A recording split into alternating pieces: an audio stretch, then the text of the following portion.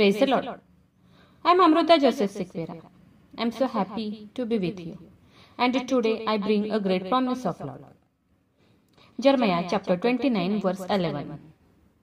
इर्मयाचा 29वा अध्याय 11वे वचन आज आपण पाहणार आहोत.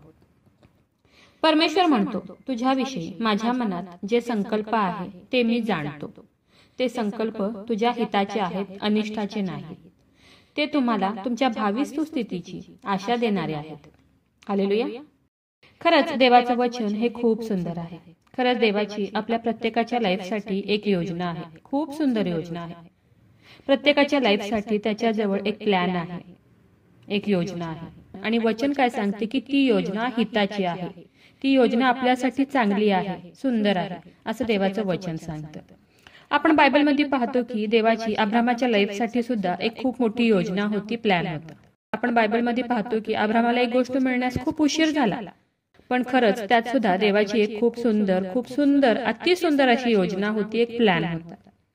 खरंच देवाचे प्लॅन्स, त्याची योजना ही आपल्यासाठी वेगळीच असते. आपण हन्नाच्या लाईफमध्ये पाहतो की हन्ना दुःखी होती, कष्टी होती, अपमानित झाली होती.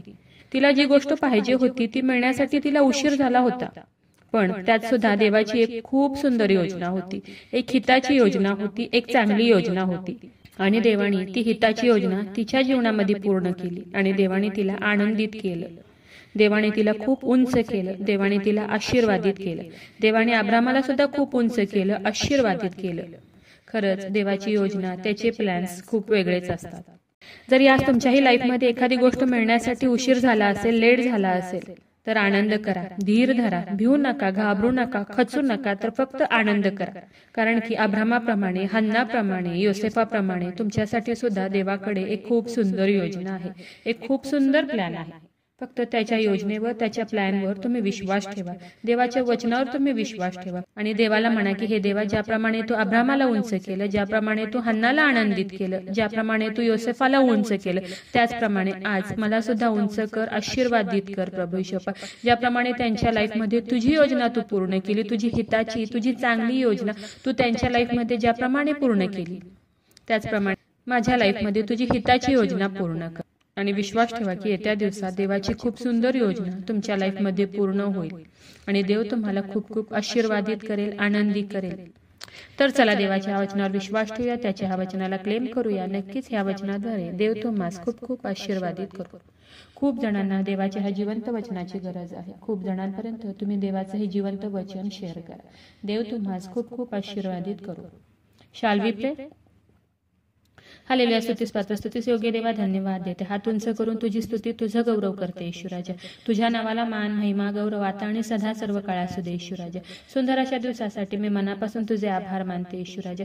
सुंदर अशा गोड प्रॉमिससाठी प्रभू येशू, जे आज तू आम्हाला दिलं प्रभू येशू, त्यासाठी मी मनापासून हात उंच करून तुझी स्तुती, तुझं गौरव करते, आभार मानते येशूराजा. हो देव बाप्पा, जेवढ्याने तुझं आज हे वचन ऐकलंय प्रभू येशू, त्या प्रत्येकाला तू आज आशीर्वादित कर प्रभू येशू बाप्पा. आणि तुझी हिताची योजना, तुझी चांगली योजना, तुझी सुंदर योजना प्रभू येशू त्यांच्या लाईफमध्ये तू पूर्ण कर प्रभू येशू. ज्या कोणत्या गोष्टीसाठी देव बाप्पा आज त्यांच्या लाईफमध्ये उशीर झाला असेल, पण तुझ्या वचनाप्रमाणे तुझी हिताची योजना, चांगली योजना प्रभू येशू त्यांच्या लाईफमध्ये पूर्ण कर आणि देव बाप्पा त्यांना आशीर्वादित कर आणि आनंदी कर प्रभू येशू. आग्रहाची विनंती करत आहे प्रभू येशू, जेवढ्या प्रेयर रिक्वेस्ट आले तुझ्या हातात देते. प्रत्येकाची प्रत्येक गरज नासरेत कर येशू, तुझ्या नावात तू पूर्ण कर. आग्रहाची विनंती करत आहे प्रभू येशू, जेवढे लोक आजारी आहेत, त्रासात आहेत, संकटात आहेत, हॉस्पिटलमध्ये आहेत, सिरियस आहेत प्रभू येशू, त्या प्रत्येकासाठी आग्रहाची विनंती करत आहे. तुझं स्वर्गीय सामर्थ्य तू त्यांच्याकडे पाठवून दे येशूराजा आणि तू त्यांना स्पर्श कर आणि बरं कर प्रभू येशू. आग्रहाची विनंती करत आहे प्रभू येशू, जेवढ्याने तुझं वचन ऐकलंय, तुझ्या वचनावर विश्वास ठेवलाय, तुझ्या वचनाला क्लेम करत आहे, ह्या प्रार्थनेमध्ये तुला हाक मारत आहेत, ओरडत आहेत प्रभू येशू, तुझ्या चरणाजवळ आले, तुझ्या चरणाजवळ लीन नम्र झालेत प्रभू येशू, त्या प्रत्येकासाठी आग्रहाची विनंती करत आहे प्रभू येशू. हो देव बाप्पा, त्यांच्या शरीरामध्ये असलेल्या सर्व रोगांना मी नासरेत कर येशू ख्रिस्ताच्या नावात आज्ञा करत आहे, कमांड करत आहे. शरीरातील सर्व आजार, दुखणं, व्याधी, रोग प्रभू येशूच्या नावात निघून जाऊ दे. नासरेत कर येशूच्या नावात, प्रभू येशूच्या नावात शरीरातील सर्व रोग निघून जाऊ दे. हो येशूराजा, माझा विश्वास आहे येशूराजा की तू माझी प्रार्थना ऐकलेली. आय प्रे in the name of Jesus. Amen.